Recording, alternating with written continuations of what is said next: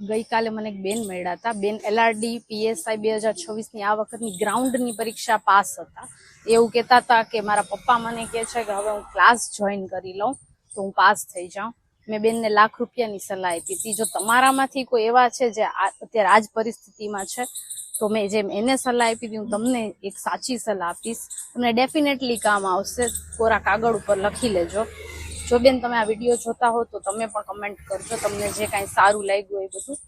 કે જો અત્યારે હવે ટાઈમ એવો છે કે તમારી પાસે સમય ઓછો છે. સપોઝ અત્યારે કોઈ બહુ સારા ક્લાસ કરાવે છે પણ તમારી પાસે સમય મર્યાદા બહુ ઓછી છે તો તમે શીખીને કેટલું શીખશો? તમને કોઈ UPSC લેવલનું ભણાવી દેશે પણ તમે જ્યાં સુધી યાદ નહીં રાખી શકો તો તમે એને યુઝમાં ક્યાં લઈ શકશો? તો અત્યારે બેટર ટાઈમ છે કે તમે વધારે પડતું સેલ્ફ સ્ટડી કરો અને નવું બધું અલગ શીખવા ન કરતા જે બેઝિક તમારો સિલેબસ છે એ કમ્પ્લીટ કરો અને રિવિઝન ઉપર વધારે ફોકસ કરો.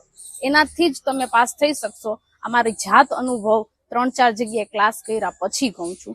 સારી ઓનલાઈન બેચ અને સેલ્ફ સ્ટડી આનાથી જ તમે પાસ થશો. લખી લ્યો જ્યાં લખવું હોય અહીંયા. કોઈ પણ જગ્યાએ અત્યારે તમે ક્લાસ જોઈન કરશો એક્સપ્રેસ બેચ ને એ બધા અમે કરી લીધા ધતિંગ, એમાં તમને કઈ બેનિફિટ નહીં થાય એવો બધો. તમારે અત્યારે તમારી મહેનતથી કમાયેલા રૂપિયા ક્યાં ઇન્વેસ્ટ કરવાના છે હું તમને કહું છું.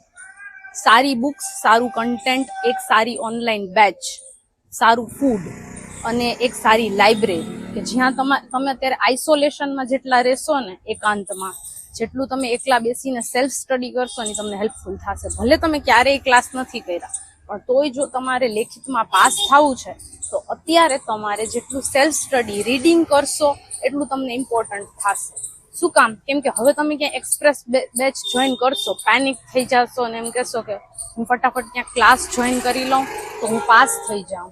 તો એવું નહીં થાય. તમે અત્યારે ક્યાંય પણ જો ક્લાસ જોઈન કરી લેશો તો બધે અત્યારે ભીડ હશે બહુ જ.